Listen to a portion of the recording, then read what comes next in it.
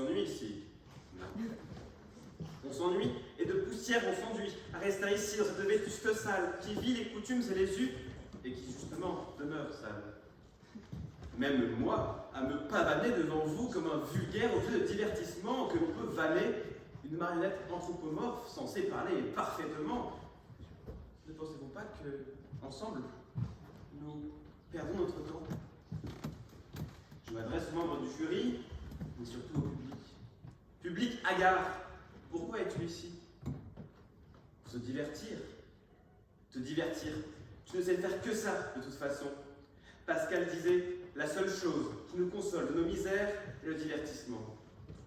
Tous tes jeux, toutes tes occupations ne servent que de faire oublier ta piètre condition humaine, finie, imparfaite.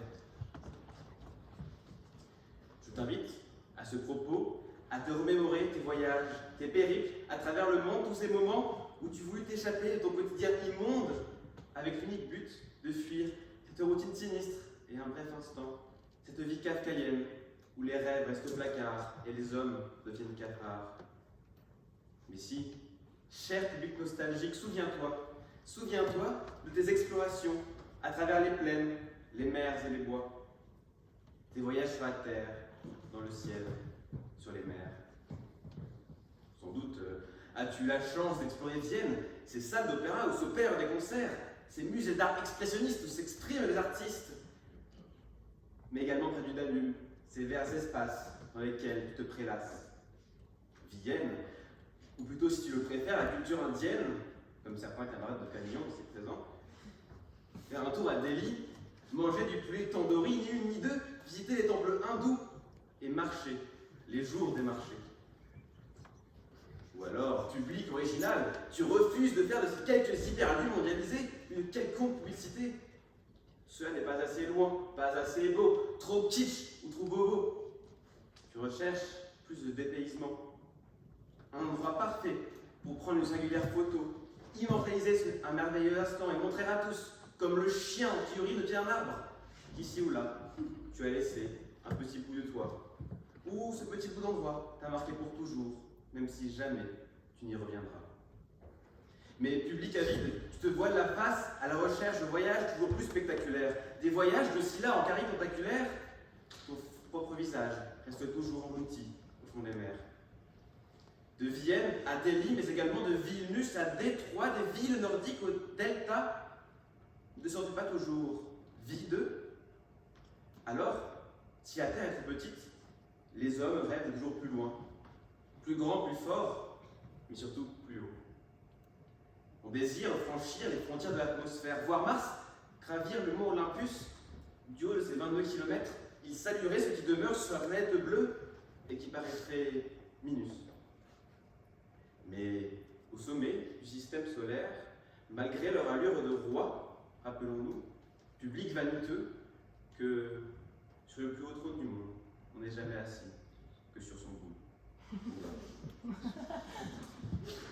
Voyager toujours plus loin, explorer des endroits toujours plus incertains, alors même qu'une exoplanète ne suffirait guère à combler tes volontés de découverte en excès, public, humain. Si Pascal affirmait certes, je l'ai dit, que la seule chose qui nous concède de nos misères est le divertissement, il ajoutait aussitôt la plus grande de nos misères. Ainsi, je crains alors que ces voyages n'étaient que le miroir de ton égarement.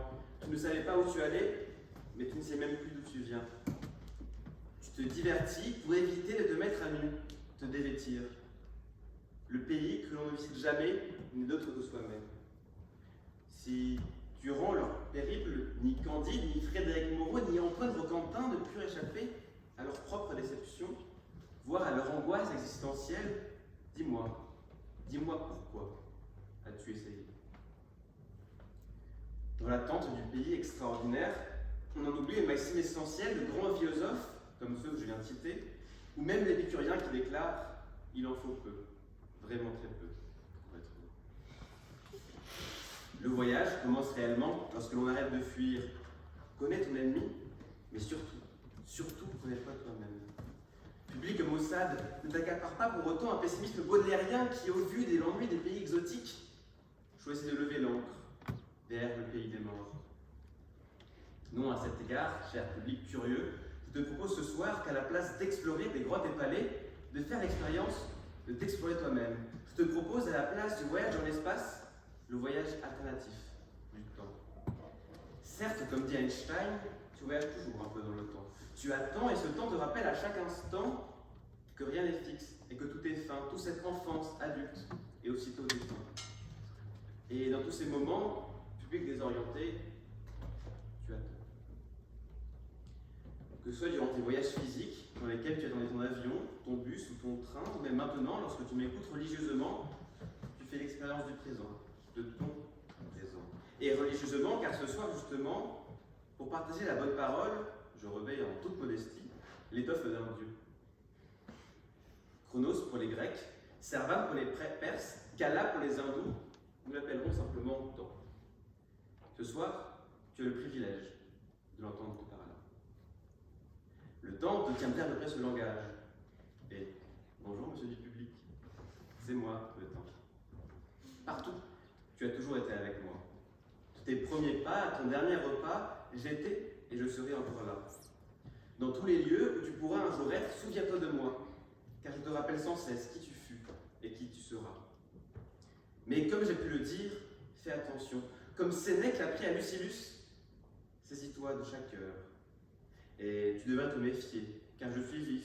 Et durant cet intermède éloquent, j'ai déjà pris 7 minutes de ton temps.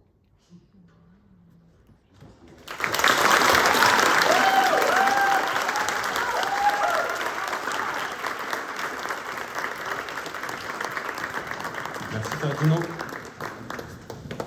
On va accueillir Mathilda avec l'aventure et le risque.